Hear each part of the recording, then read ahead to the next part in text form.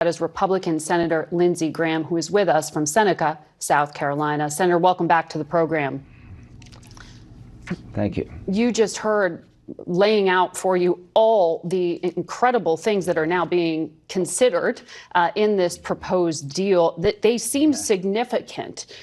Do you think that you and the Republicans involved in this negotiation can get the party to sign on?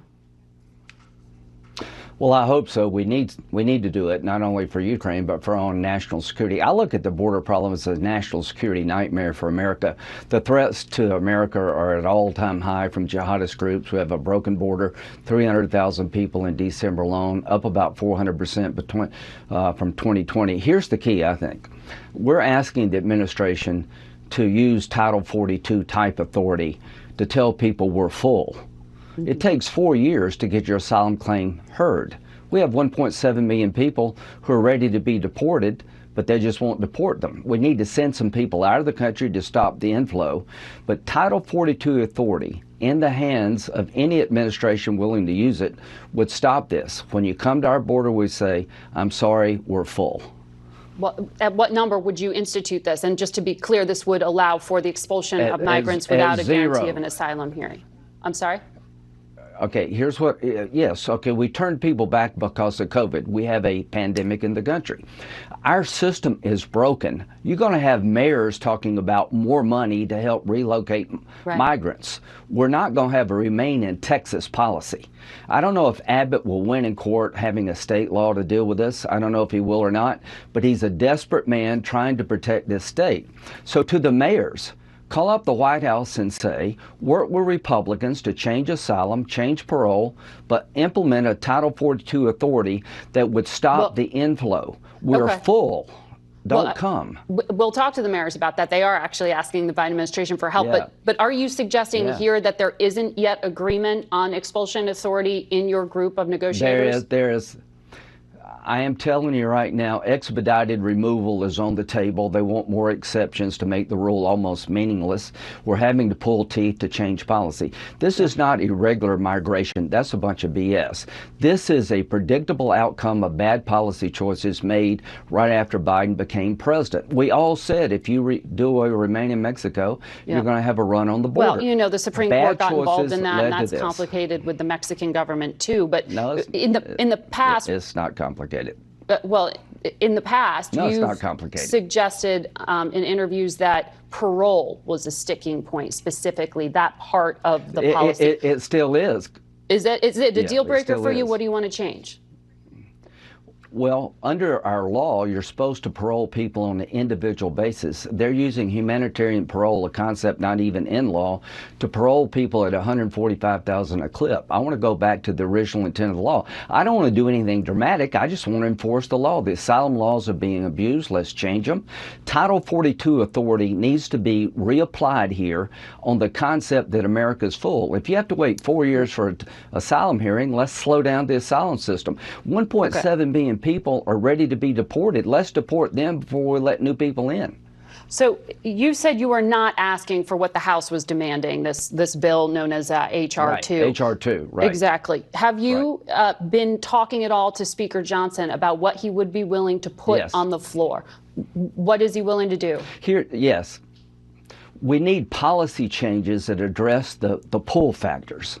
There's nothing irregular going on in the world. This was created by policy choices that created new pull factors. Asylum reform, limitations on parole, re-invoking Title 42, I think would be enough to get it through the House. The policy changes have to be real. We have to start deporting people to slow down the inflow. If you see people leaving the country, people are less likely to show up at the border. So I'm urging the Biden administration, when Trump gets to be president, if he does, if you're here illegally, you're going to be deported. There's going to be mass deportation under Donald Trump of people here in violation of the law who've received a final order of deportation. They're going to be going. Well, some of those have restarted in terms of Venezuela. As you know, there are a lot of complicating diplomatic factors here with some of the countries you're talking about. But I want to make sure I ask you about the connection here to Ukraine. Sure. You've seen this incredible attack by Russia on Kyiv, some of the most significant missile attacks since this war has begun. And it happens days after the United States sends the last shipment of aid for 2023. Do you see a connection? And when will Ukraine aid actually be able to get through the Senate? It will be a package. I want to help Israel. They're under siege. And I'm not objecting to Secretary Blinken sending them weapons as an emergency declaration. I think it makes sense. Ukraine, I want to help desperately, but we got to help ourselves. I cannot come back to South Carolina and talk about giving aid to Ukraine and Israel if the border is still broken. It is not broken, it's in chaos. I cannot tell you the humanitarian problems people are suffering due to this immigration, but our national security is very much at risk. So Ukraine aid has to be tied to border.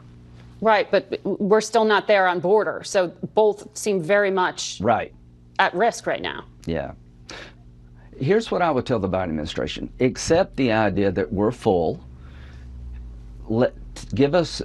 Take the tools we're willing to give you to stop the inflow. Start deporting people here who should be, deported. Then you'll turn things around pretty quickly. To the Biden administration, accept the tools that will change things, and we'll get money for Ukraine. I want to also make sure, since you are on the Judiciary Committee, I ask you about what is happening right now with this pressure for the Supreme Court eventually, potentially, to take on some of these cases involving the election. You said back in 2021, after the Senate impeachment trial, you said of Donald Trump, the president's conduct is subject to the law of the land. If you believe he committed a crime, he could still be prosecuted after he's out of office. Do you stand by that statement that Mr. Trump could be prosecuted and criminally liable? Yeah, it depends on what the conduct is. Now, if you're doing your job as president, and January the 6th, he was still president, trying to find out if the election, was on the up and up, I think his immunity claim, I don't know how it will bear out, but I think it's a legitimate claim.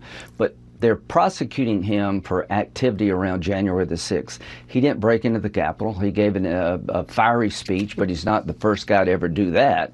So at the end of the day, I think this case will not go to trial before the election. I think there are more legal issues around this than you can even imagine about what can a president do as president?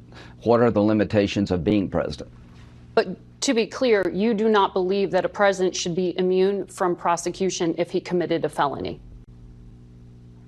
Well, it depends on, I mean, nobody's immune from the law, but you do have presidential immunity to do your job. I mean, I have immunity to do my job under the speech and debate clause. That's what the legal issue is. This went before the nation through impeachment. He got acquitted.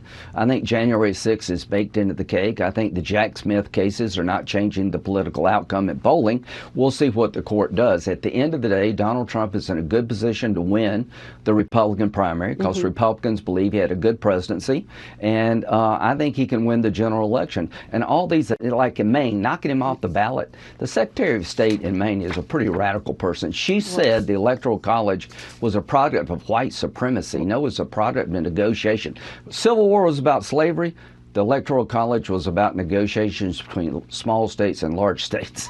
Well, and with all this will go to the courts as you're laying out there. We're going to talk about that ahead with David Becker, our election law expert. Senator Graham, good to have you with us.